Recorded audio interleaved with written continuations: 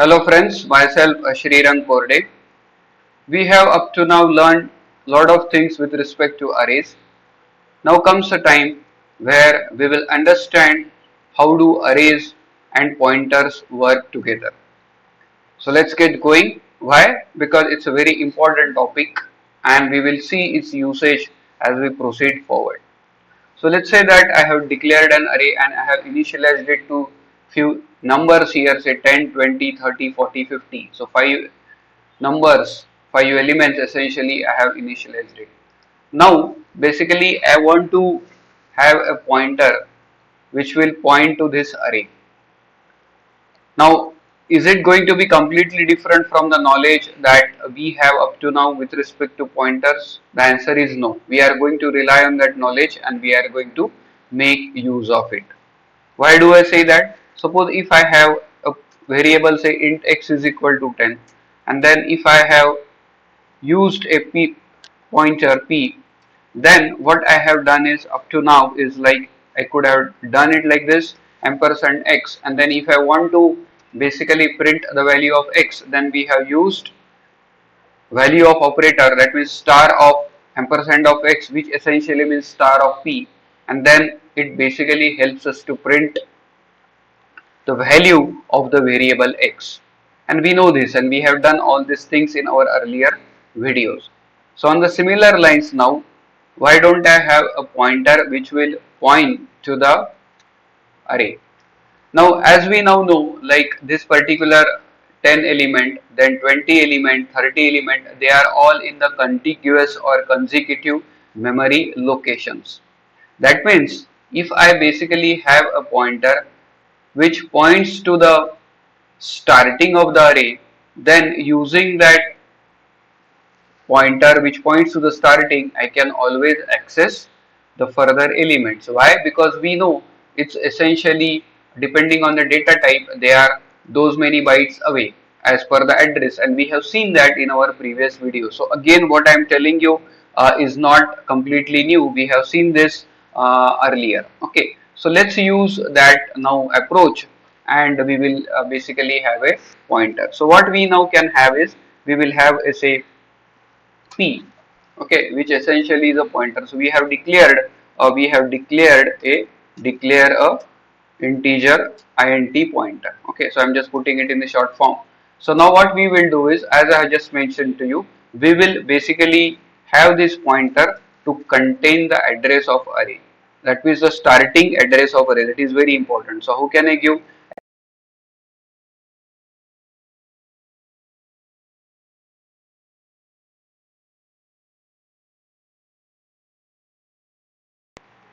ampersand arr0, and we have seen all this in our previous videos, like we can use ampersand arr0, arr1, and we actually have printed it, and then we also compared it with watch and they were same, and I have shown you all those. So again, this all those things are done previously. So now that knowledge now we are going to apply and see how we make use of integer pointer.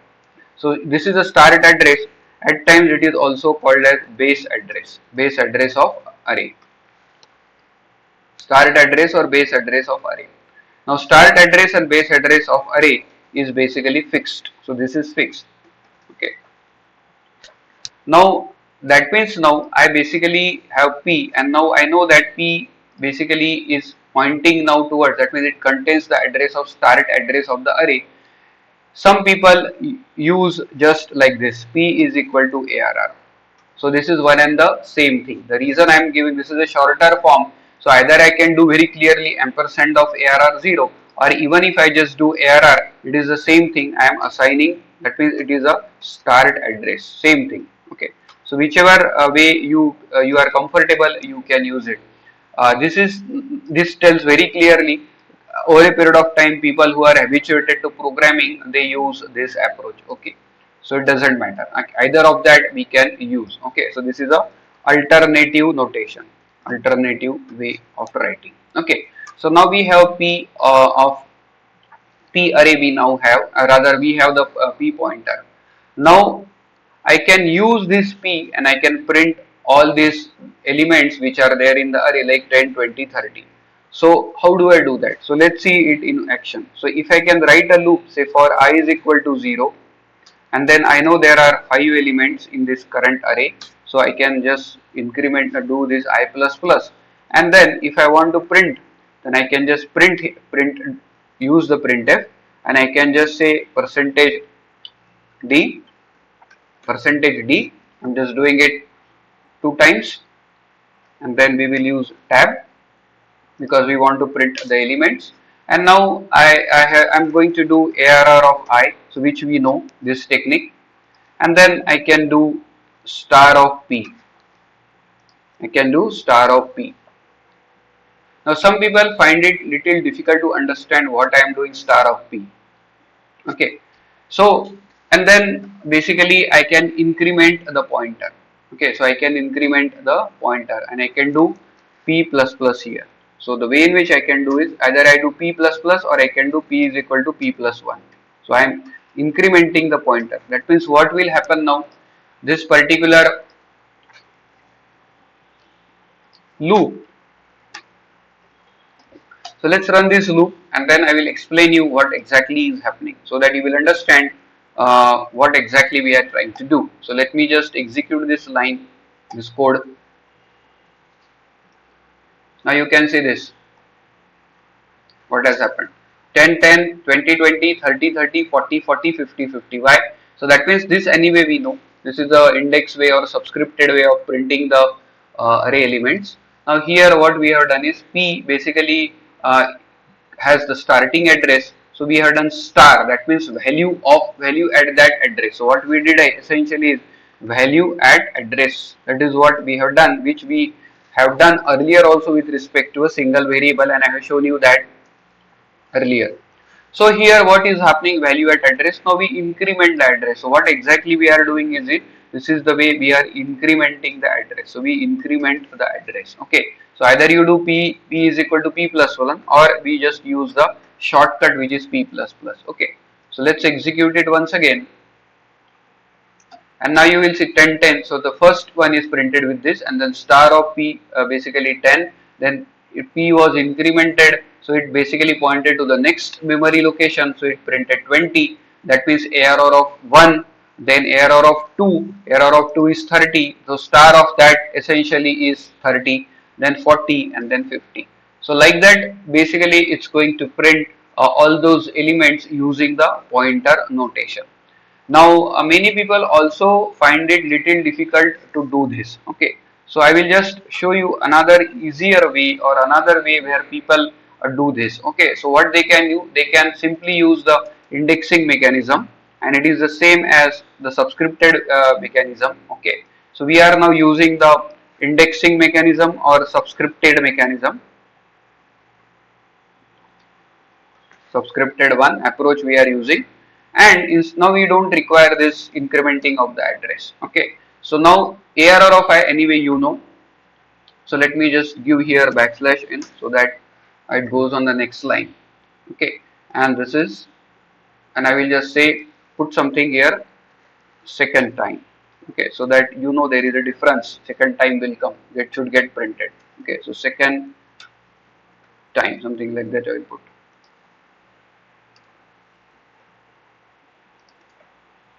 Okay, so let's now run this.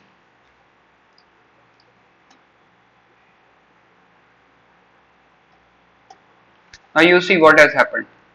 What I have done is P of I.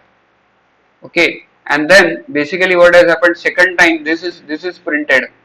ARR of I got printed, but then I have used P of I.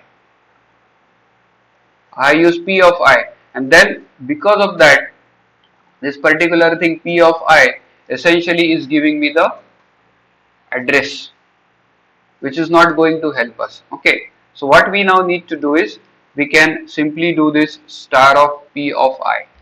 Okay, now many times this cannot be done like this. Okay, so what now we need to do is star of P plus I.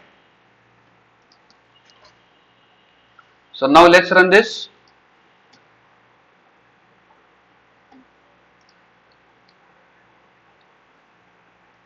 So here we need to just initialize it once again. So let me just do it once again for you, and now we are done.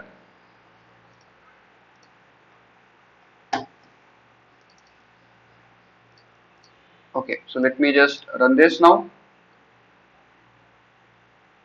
Now you can see the second time has come correctly.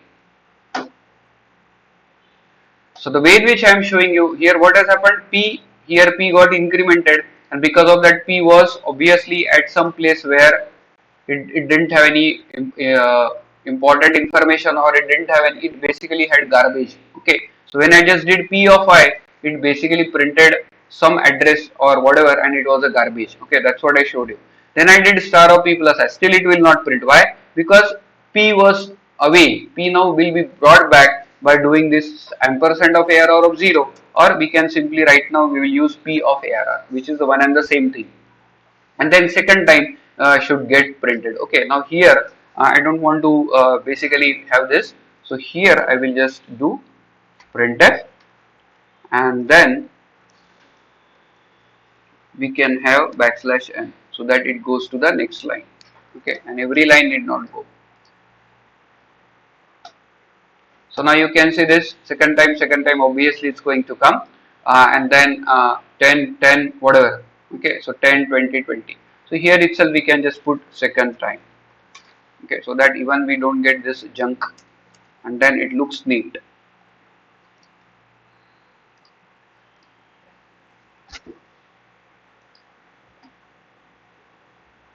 Yeah, so it comes very cleanly now. Okay, so that's the way. So let me just once again run it so that you can see it properly. Yeah, so you can see this 10 10, and once again it has come second time. Okay, by I done P is equal to ARR and then printed.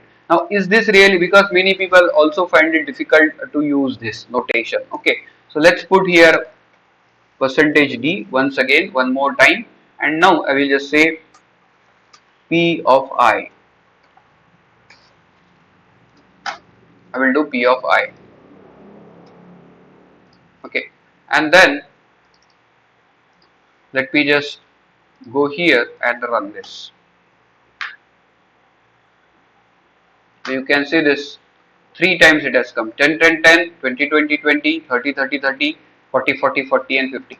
That means now even if I don't need to bother about all this, now what exactly was happening?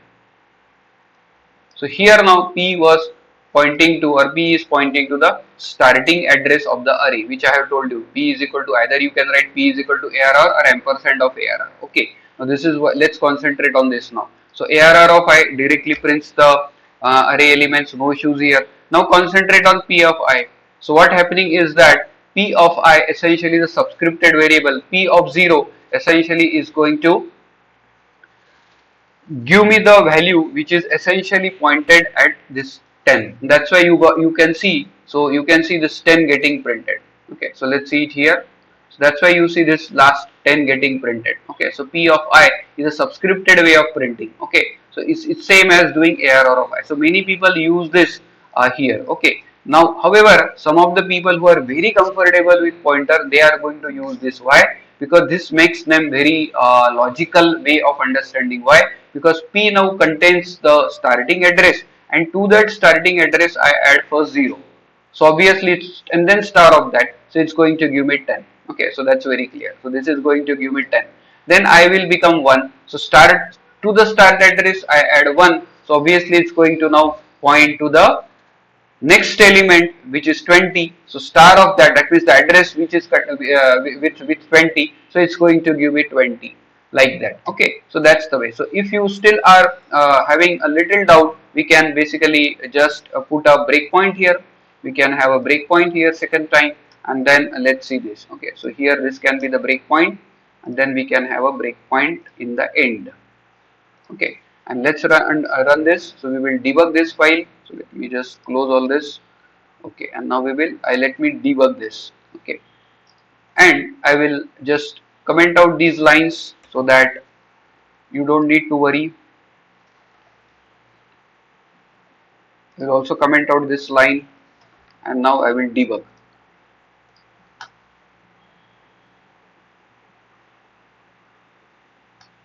So now here we can put watch. So in the watch I will just put ARR or ampersand of 0, so which is the same thing. You see, this is the address, it gives the address and it gives all these elements 10, 12. So this is the CFFEA0 is the address. Now if I basically add P here, okay, now currently P has to get overwritten, so I will just do the stepwise. So now you will see P basically is the same address that, okay, and now you can see after that I have executed this portion. So P basically contains all these things which P of I, okay, so it got executed here and you could see this getting printed here. Okay, obviously we have to have the P of 0, P of I, like that. So we can add here P. Let me just do that. So here I will say P of 0, then you see 10 comes. Okay, then I can add here P of say 2. So it's going to 0, 1. Then P of 2 is 30 obviously. So let me make it here 1. So it is 20. Then P of 2 obviously is 30, like that. Now the another thing is what people got confused, or people many times find it difficult to understand, is P plus say 1 I will just do. So you see it is going to give 20. Why? Because P contains the address, to that I am adding 1. So obviously it is going to, and then star of that, so it's going to give me 20. So that's the way typically this particular thing works, which is a very interesting thing with respect to the pointers and the arrays. So having understood this now, so we can now create another file and we can use this approach to print the array elements in another function. So let's do that now. So let me just create another file. So array9.cl do, and let me copy everything whatever we just did here in array8. Let me copy it here. Now we don't require all this thing in the code, so we don't require this. So let me delete everything, second time is not needed. So we will initialize P is equal to ARR, which is the same as ampersand of ARR of 0, that is that gives me the starting address or the base address. So now you know this, okay. So now instead of printing it here, I don't want to print this particular thing here, okay, so I don't want it. So what will I do is, now I will write my own function which will not return anything, and we will say my print, okay. And now in this I will use this code, and obviously here I will require a local variable I, and then I want to print. So how do I print? So obviously here I will have to write my function void. I will have to declare that first, my print, and then it should now have the pointer variable in star and then integer. Now I will tell you why I am doing this. Okay, so this is the, and here you can have int star p and then integer, say n. So why I am doing this, I will tell you shortly. Okay. So now here we are not going to do this job. Okay. So this is gone. So we are now only going to call the function myPrint from main, and now this myPrint should print the array. So that means this function should print the complete array in one go. In one go in the sense, I am not going to keep on calling every time, the way in which we have done in our earlier video. So now what I will do is, I will simply use I is equal to 0 and then I less than n. Okay, and I will tell you why that, what is that n basically coming from. Okay, and now we can simply print it. So obviously there is no error, so this needs to be corrected. Right now I'll get rid of this thing, and then we don't require this right now. For the time being, let me just get rid of this. Okay, and now from main I'm going to call my print, and now this is very important. From the my print I'm going to basically do what? So here I don't require even this pointer. So what I now know, what I need to know is, I can simply send ARR of 0. I can simply send ARR of 0 and I can tell the size. Okay, and that's where I have said n. Okay, so this is 5 and I have basically, I'm going to send this base address. So this is the start address or base address I am sending, and this is the size or length of array. So this is the length of array that I'm sending.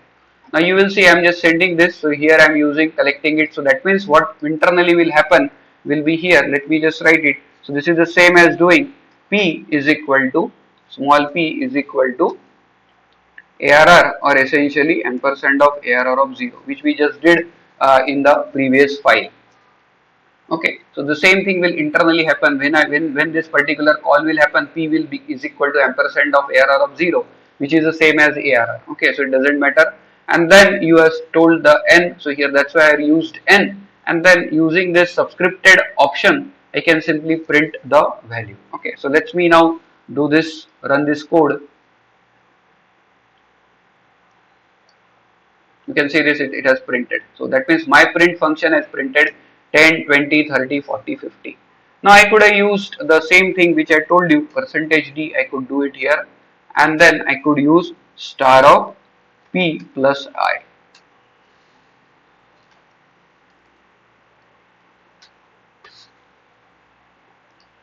which we just did a few minutes back. Okay, and then when I run this code, it's again going to print the same thing. If we just run it properly, yeah, so you can see it has printed 2 times. Okay, so that is star of p plus I 10, then that same as p of I, which I just told you. That means p of I internally is executed as star of p plus I. That's an important learning. That means when we do star of, so this is a very important learning. So when we do star of, when we say p of I, that is a subscripted one version. So essentially this is the step same as star of base address. So let me just write base addr or start address plus the I that you add. Okay, so here that means here we are using star of p contains the base address, and then you add to it, you add I or 0, 1, 2, 3. Okay, so that's the important learning, and now you can see I didn't do anything. Now here I could have simply called it like this. So I don't require this ampersand 0. Let me just comment out this. I could simply say ARR. It is one and the same thing. And now let's run this. So I am just calling ARR. That's what people are comfortable at. They don't need to really say ampersand of ARR 0. And then P is the same as P is equal to ARR, which I already shown you. And then you just run this. So you can see this output 10, 20, 20, 30, 30, 40, 40. That means what we have done is in one go we have basically passed the array. So here what we have done is pass the array or passing the array using reference. This is very important, and obviously here we have used mixed mode. Why it is mixed mode? Why? Because this is with respect to reference, and this is the value which is with respect to using the value, because this is the size. So size I have passed, okay, and which is collected in n. So it's essentially mixed mode. So what did we learn as this? Okay, so it is learning is passing array using reference is what we learned as part of this particular coding. I hope you like this video, because here we focused on 2 very important things, like one is with respect to using pointers, and then how do I print the array elements, and then once this concept is clear, then I can use this concept and pass it to another function, and then I can just print the complete array. Thank you.